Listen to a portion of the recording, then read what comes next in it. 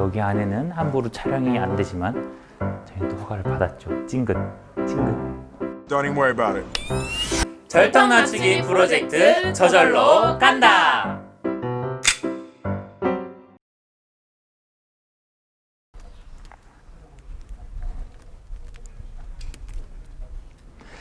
안녕하세요. 저절로 간다의 홍위키입니다. 절통 낮추기 프로젝트 저절로 간다. 네, 오늘은 세 번째 사찰의 앞에 나와 있는데요. 오늘 혹시 어떤 사찰인지 힌트가 안 보이는구나. 힌트가 되나요? 네, 바로 성북구 성북동에 위치한 길상사에 나와 있습니다. 이 길상사라는 사찰은 성북구 위에 보면 북한산이 있는데 그 북한산 자락에 위치하고 있는 도심 속에 있는 사찰로 굉장히 유명합니다. 역사가 깊은 사찰은 아니지만 법정 스님에 대한 이야기, 그리고 이 사찰을 시주한 길상화보살에 대한 이야기, 그 밖에 여러 재미있는 이야기들이 얽혀 있는데요. 이 길상사는 또 어떤 재미있는 이야기를 감추고 있는지 오늘 한번 같이 알아볼까요? 호다닥!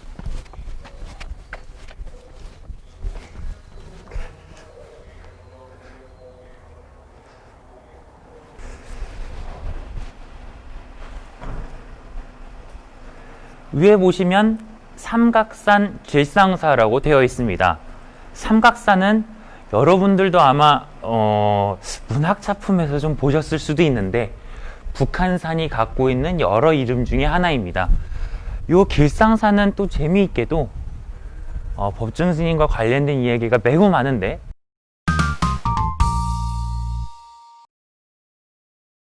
그 중에서 특히 이 길상사보다 더 오래된 단체가 하나 있으니 그게 바로 맑고 향기롭게 모임입니다. 그래서 여기 길상사에는 이렇게 맑고 향기롭게와 사찰이 함께 자리 잡고 있습니다. 아니, 그러면 도대체 이 절은 어떤 목적으로 아니면 어떤 이야기를 갖고 만들어졌을까요? 이 길상사라고 한 사찰은 역사가 그렇게 길지는 않습니다. 대부분 절들이 뭐 통일신라 시기에 만들어졌네, 뭐 원효대사가 만들어졌네, 우리나라에 그렇게 따지면 원효대사가 만든 절이 한 100개가 넘어요. 그 설화로 따지면. 그리고 뭐 고려시대에 만들어졌네, 이런 역사들이 많은데 요 길상사는 만들어진 연도가 명확합니다. 95년이에요. 1995년. 1995년 당시에 길상사라는 이름으로 만들어지진 않았고 대법사라는 이름으로 만들어지는데, 그거보다 더 유명한 이야기는 여기가 원래 어떤 용도로 쓰이는 건물이었느냐, 그게 사람들이 굉장히 흥미로워하는 요소죠. 보시는 것처럼 경내는 굉장히 아름답게 조성되어 있습니다. 근데 그 요 아름다움에는 상당히 재밌는 비밀이 숨겨져 있습니다. 요 길상사는 원래부터 사찰이 있던 자리가 아닙니다. 여기에는 사실 대원각이라고 불리는 서울에서도, 그리고 특히 요 북한산에서도 굉장히 유명한 요정이 자리하던 곳이었습니다. 요정이라고 하면 팅커벨을 얘기하는 것이 아니라 날개 달린 그런 친구들이 아니라 술을 마실 수 있게 조성되어 있는 이른바 술집이라고 보시면 됩니다. 고급 술집이라고 보시면 되죠. 여기는 그래서 특히나 70년대 군사독재 시절에 비밀회동이 많았어요. 공식적인 의사결정을 거쳐서 정치가 진행되는 것이 아니라 사적인 자리에서 회동으로 의사결정이 되다 보니까 아무래도 이곳에서 특히 군부의 높은 사람들, 정치인들이 와서 주로 식사를 하고 또 기생들을 끼고 여자들을 끼고 놀고 그러던 장소였습니다. 그런데 어떻게 보면 절이랑은 전혀 어울리지 않는 이 타락의 공간이 어떻게 이렇게 사찰로 만들어졌을까요?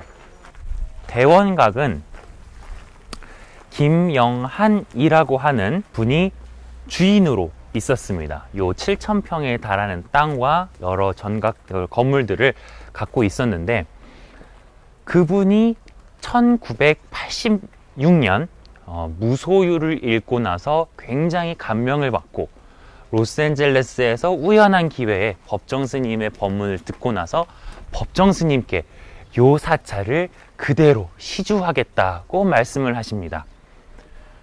근데 법정 스님께서는 처음에 그 시주를 받지 않으시다가 약 10여 년 정도가 지나고 나서 요거를 받으시게 되는데, 그 얘기는 맑고 향기롭게와 에 대한 얘기와 함께 조금 후에 다시 하고, 일단 여기에 대한 얘기를 조금 더 하자면 김영한이라고 하는 분은 원래는 아주 어렸을 때부터 16살 때부터 본인의 의지와 상관없이 기생으로, 그 당시 이제 권번이라고 기생조합이 따로 있었는데 그 권번으로 일을 나가게 된 사람입니다. 그러다가 이제 돈을 굉장히 많이 벌고 물질적으로는 성공을 했으나 또 명성도 얻었으나 마음 한구석에는 계속 허망함과 그리고 부처님의 법을 갈구하는 그런 마음이 있었던 것으로 보입니다.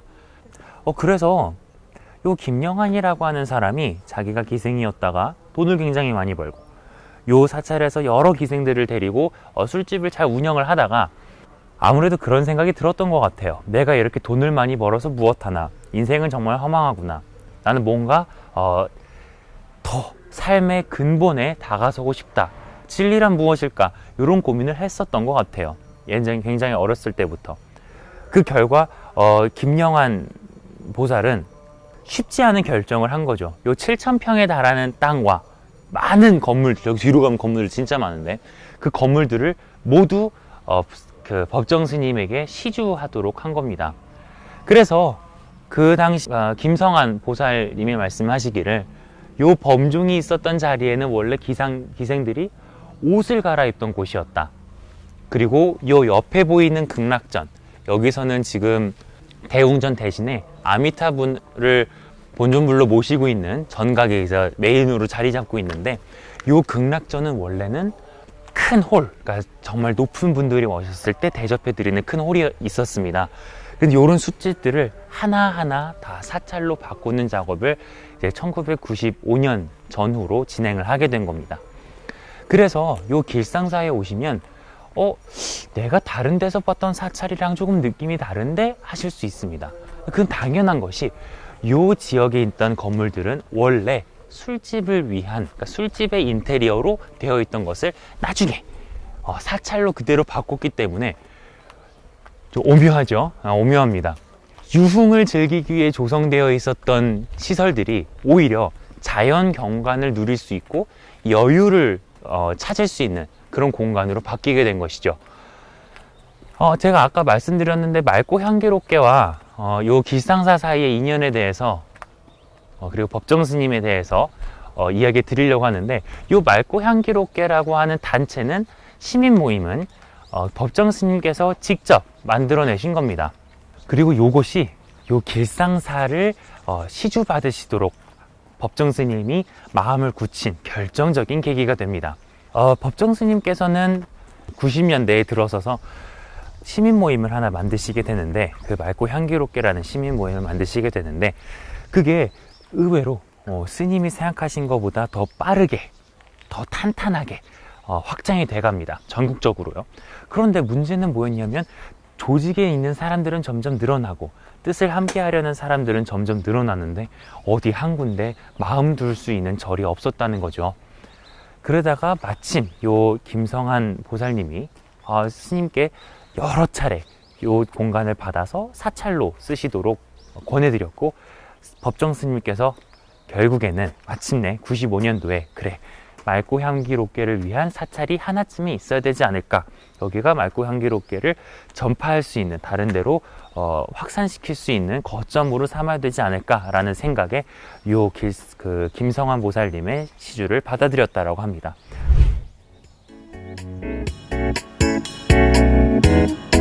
누가 고친지 모르겠죠? 요렇게 꽃들이 굉장히 많은데, 실제로 요 길상사에서는 생태 사찰 가꾸기를 전문으로 하는 직원분들이 계십니다. 그 법정 스님께서 한국 토종의 꽃들을 굉장히 좋아하셔가지고 곳곳에 많이 심어 두었는데요. 그래서 요렇게 이쁜 꽃들이 지금 이제 4월 초니까 아직 많이 안 폈는데 아마 더 봄이 깊어지면 많은 꽃들이 필 겁니다. 그래서 길상사는 1년에 4번 와봐야 돼, 계절마다. 사실 그거는 모든 절들이 다 그런 것 같아. 제 뒤에 보이는 건물, 그리고 요 옆에 있는 건물까지 침묵의 집이라고 해서 법정 스님께서 어느 대중이든 편하게 길상사로 와서 명상을 할 수 있도록 만든 건물들입니다. 이 침묵의 집들이 안에서 조용히 참선을 할 수 있는데, 원래는 여기에는 이렇게 떠들면서 지나다닐 수가 없습니다. 그러나 저희는 허가를 받았기 때문에, 역시 허가 짱짱, 허가를 받았기 때문에 떠들면서 지나가고 있습니다. 사실 여기 안에 사람이 지금은 없습니다. 원래는 이렇게 참선을 하는 공간이기 때문에 관광을 오시더라도, 길상사에 구경을 오시더라도 가급적이면 이곳을 조용히 지나가시면 되겠습니다. 법정 스님께서는 지난 2010년에 입적하셨습니다. 그 입적하셨던 곳이 바로 이 길상사입니다. 즉 길상사에서 육신으로서, 사람의 육신으로서의 생명을 다하신 거죠. 법정 스님께서 돌아가셨던 곳이 바로 제 앞에 있는 진영각이라고 하는 건물입니다. 이제 곧 들어가 볼 텐데요. 법정 스님 하면 여러분들도 쉽게 떠올릴 수 있는 단어가 바로 무소유일 겁니다. 어떻게 보면 법정 스님을 설명할 수 있는 가장 좋은 키워드라고 할 수 있는데, 스님께서 70년대에 쓰신 책도 이름이 무소유였고, 여러분들이 이제 무소유 이러면 소유하지 않은 거다 라고 봐서 거의 뭐 사적 소유권을 폐지한 건가, 뭐 공산주의인가 싶기도 하고, 그럼 우리가 아무것도 가지지 말라는 거냐, 다 버려야 되냐, 거지처럼 살아야 되는 거냐, 이렇게 오해를 하고 계시기도 합니다. 근데 사실 무소유라는 거는 그런 의미가 아니라 내 것에 대한 집착을 버리는 거라고 할 수가 있겠죠. 그래서 그 어떤 것도 본래 내 것이라고 생각하지 않으면 그것에 대한 집착이 사라지고 거기서부터 오는 고통도 사라질 거다, 이렇게 생각하실 수 있겠습니다. 제 뒤로 보이면 여기서 돌아가시고 송광사에서 화장하시고 그리고 다시 유골함을 싣고 길상사로 돌아오게 되는데, 절반은 이제 송광사 뒤편에 있는 불이람, 스님께서 직접 지으신 조그만한 암자였던 그 불이람에 안치되었고, 나머지 절반 정도는 이 밑에 지금 유골이 안치되어 있습니다. 꽃들 되게 이쁘죠? 되게 이쁘 꽃. 여기 와봐. 되게 이쁘게 돼 있어. 여기도. 물론 나도 이쁘지만 이 꽃들이 더 이쁘니까 꽃을 찍어주세요. 양심이 없어.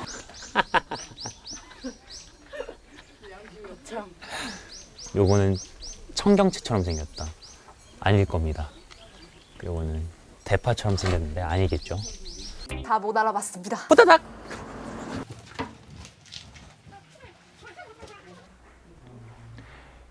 여기는 법정 스님의 진영을 모셔놓은 진영각입니다. 여기 안에는 함부로 촬영이 안 되지만 저희는 또 허가를 받았죠. 찡긋, 찡긋. Don't even worry about it. 여기에는 법정 스님이 살아 계셨을 때 사용하셨던 유품들, 그리고 몇몇 친필 문서들이 보관되어 있습니다. 요거는 마지막까지 돌아가실 때까지 입고 계셨던 승복입니다. 법정 스님께서 돌아가셨던 공간이 바로 여기예요. 여기서 돌아가셨습니다. 법정 스님께서는 돌아가실 시절은 아니셨지만 회주를 맡으셨음에도 불구하고 이곳 길상사에서 단 하루도 주무시지 않으셨습니다. 밤에. 그래서 만약에 불이람에서 올라와서 또는 송광사에서 올라와서 아니면 다른 지역에서 올라와서 길상사에서 법회를 하시더라도 꼭 저 해가 저물기 전에는 이곳에서 잠깐만 머물다가 계시던 곳으로 돌아가셔서 이곳에 계신 스님들, 다른 스님들을 배려하시는 항상 그런 마음을 보이셨다고 합니다. 그래서 법정 스님께서 요 진영각에 머물렀던 때는 어떻게 보면 딱 한 번인데요. 바로 법정 스님께서 돌아가셨을 때 돌아가신 채로 이곳에서 하룻밤을 머물게 됩니다. 그게 법정 스님이 길상사에 머문 첫 밤이자 마지막 밤입니다. 여기 보면 맑고 향기롭게 살기라는 글자가 적혀 있는데 뭐 한자로는 청향이라고도 합니다. 법정 스님이 늘 갖고 있었던 생각 중에 하나가 내가 마음을 잘 품어서 다른 사람들에게, 주변에 있는 사람들에게 맑고 향기로운 그런 모습을 보여줬으면 좋겠다라고 생각하셨던 것 같습니다. 작은 박물관이라고 생각하시고 부담 없이 한번 놀러 오세요.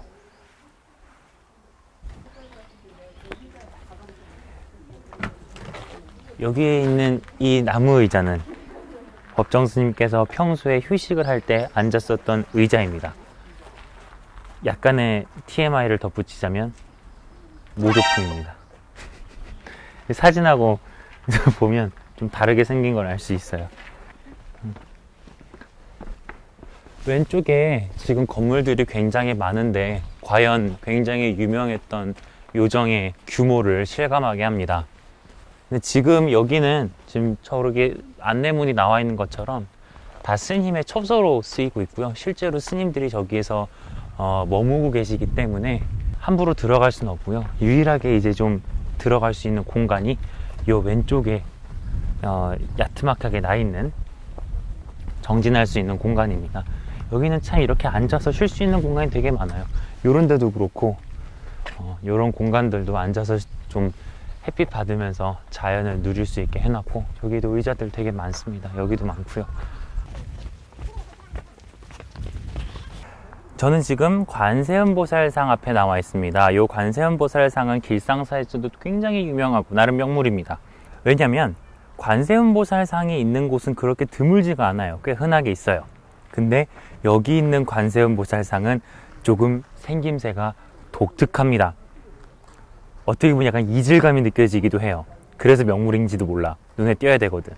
아무튼 그게 중요한 게 아니라, 관세음보살상은 여러분들은 혹시 첫 번째 영상에서 기억하실런지 모르겠는데, 여기를 보시면 조계사 영상이 있습니다. 조계사 영상에서 제가 이 관세음보살이 어떤 분인지 간단하게 설명해 놓았습니다. 관세음보살 하면 특징이 1000개의 손, 그리고 1000개의 눈, 그러니까 천수천안이었죠.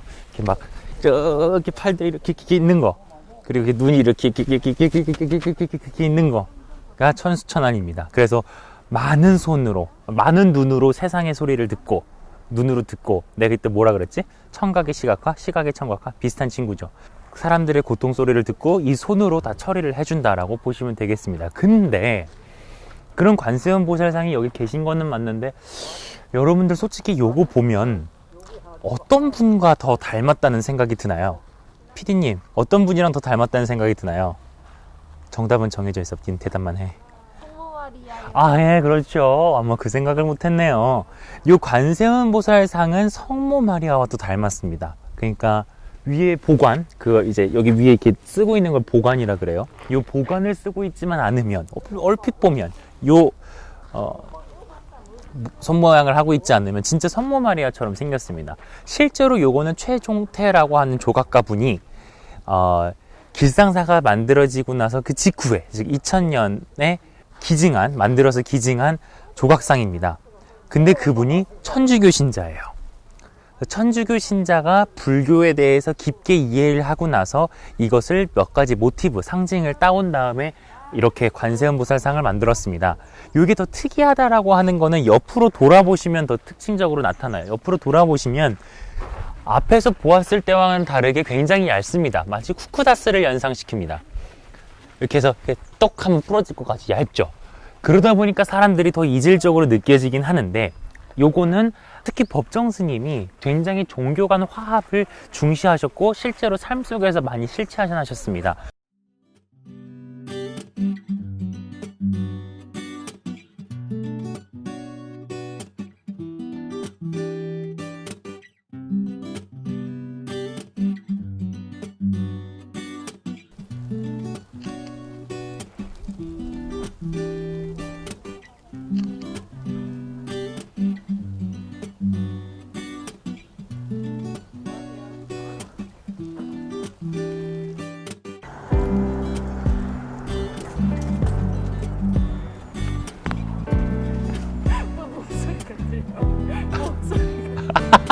뚜두둑 소리가 들려?